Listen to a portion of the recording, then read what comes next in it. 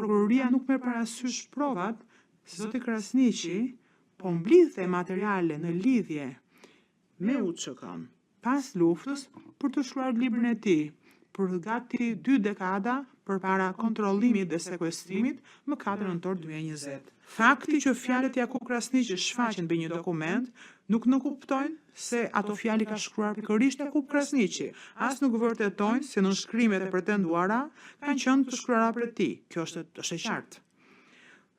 Thjesht për faktin që një dokument është sekuestruar nga banesa e Jakub Krasniqit, nuk do të thotë që është një dokument autentik, që ai është autori i dokumentit dhe sigurisht që nuk vërteton asnjë lloj përfshirje kriminale nga ana e zotit Jakub Krasniqi.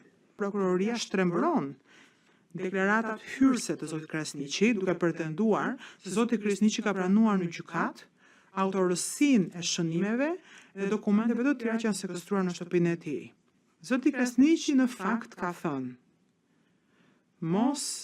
Mos e që kuptoni shënimet e mia, shënimet që kam shkruar për librat e mi dhe eset, dhe mos i përdorni këto si prova për veprimtari penale. Dhe më pas e sqaroj, ju lutem me mirësjellje, mos lejoni që të përdoren materialet në këtë mënyrë, sikurse është rasti i shënimeve që kam shkruar unë për të shkruar një libër.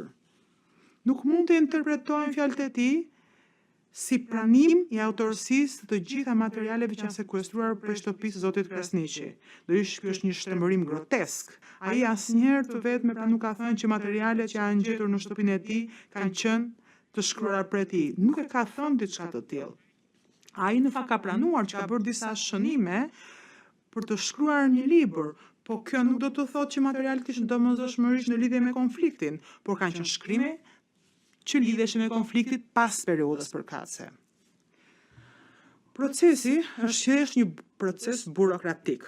Prokuroria në mënyrë të vazhdueshme nuk e ka pranuar kundërshtimet e mbrojtjes lidhur me sekuestrimet që janë bërë, kontrollimet që janë bërë. Nuk po diskutojmë për këtë, po zbar e prokurorisë të vërtetojë se këto dokumente vërtet lidhen me akuzat, përfshir autorsinë e zotit Krasniqi dhe gjithashtu të vërtetojnë autenticitetin dhe besueshmërinë e dokumenteve. Diçka që nuk e kanë bërë deri tani. Prokuroria është bazuar shumë mbi dokumente që kanë nga shteti serb pa një zinxhir komentimi apo kontrolli të sigurt. Pa trupi gjykues nuk mund të vlerësojë diçmërinë autenticitetin dhe besueshmërinë. Dhe vetëm ky gabim duhet të krejë shqetësime dhe kujdes të madh në peshimin e kësaj dokumente. Konteksti është rëndësishëm, këto materiale janë grumbulluar në regjimin e Beogradit në kohën kur ky regjim është dënuar nga pikpamje ndërkombëtare për krime kundër shqiptarëve të Kosovës dhe për dhunë masive në Bosnjë dhe Kroaci, që ka çuar në një numër të madh refugjatësh. Kosova ishte në qendër të këtij rrëfimi të politikës së këtij shteti, të rritur rrezikun e materialeve të politizuar dhe të falsifikuara.